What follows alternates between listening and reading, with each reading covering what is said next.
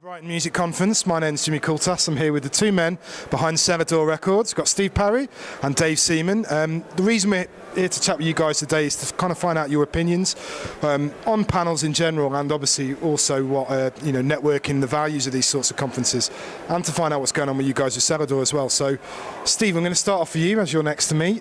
What was the first panel you ever went to, or sorry, the first conference in dance music you ever went to? The first conference was probably ADE in Amsterdam about 7 years ago, which for the music conferences, that's quite the baptism of fire. You're proper into the deep end, and I'd actually been there about 20 minutes, and the first thing I ever did was actually be on a panel, and I was petrified. I don't know why, because it's basically just people in the music industry and people who like the music just talking to you about stuff and getting your opinions, but for some reason I was proper petrified. And then I realised halfway through everyone was just there for a good time. So yeah, it's ADE is absolutely amazing. I love it. Crazy place. And when was the first time you came to Brighton? I came to the very first one, so I think this is the fourth one. So I missed the last two, and then I've come back again. But yeah, the last few years I couldn't do it because there's away, so I'm just trying to support a bit of a local thing, because this is kind of where the house music and electronic music scene came from, so we should really have our own kind of industry-related conference.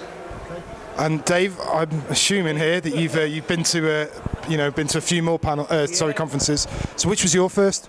Well, I tried to do the short version of this. My first ever conference was the New Music Seminar in New York in 1987, and so 30 years ago, coming up in July, and actually it's where I got my job in the music industry. I won a competition. I went to DMC's convention. Actually, yeah, I mean, suppose you could call the DMC convention a seminar of sorts, a conference of sorts. So I went to that in 1987, filled my name and address in on a grand raffle, came out of the hat first and won a week at the New Music Seminar in New York. So I went out there, 1987, the eye of the storm really of dance music and the DJ revolution exploding, and that's where I got my job at DMC and ended up being mixed bag editor and starting my career in the music industry. So I've got a lot. I owe a lot to conferences and conventions. That's where it all started for me.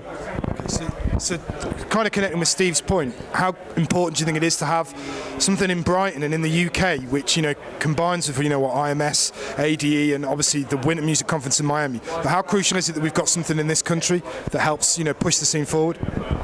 Well, absolutely. I mean, as Steve alluded to there, I mean, we are a major player in dance music. It's one of the few things we can still claim to be a major player on in the world.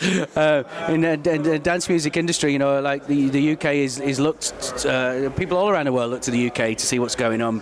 So it's important that we have an electronic music conference. Of course it is. And Brighton's a great place to have it, I think. We were actually just talking about this before, when he was trying to attract people from other countries to come over here and have a weekend away, not just for the business side of it, but also from a social side of it, because our business is social as well, and so not only do you want to be at the panels and see all the exhibitions of all the latest technology and etc, but also be able to go out and hang out and do what we do. The nightclub industry is our business, so Brighton's a really good place for that. I think it's a lovely place in the UK to come for a weekend. So I think they've chosen a good space, a good place in the UK, and long may it continue.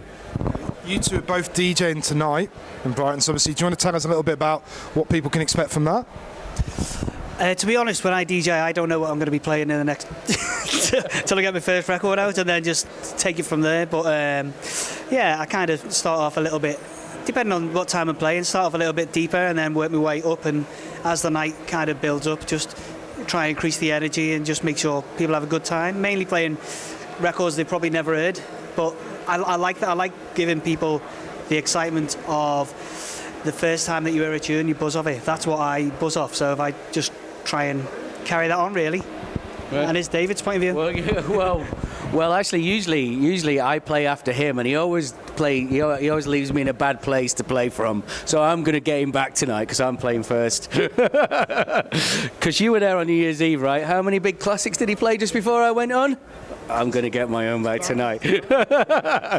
No, I mean, the reason we run the label together is because we have such we have a very similar musical taste, but also like we are slightly different as well. So, and that's kind of why it works. You know, we joke about a lot of the stuff with the label. We do finish out each other's sentences.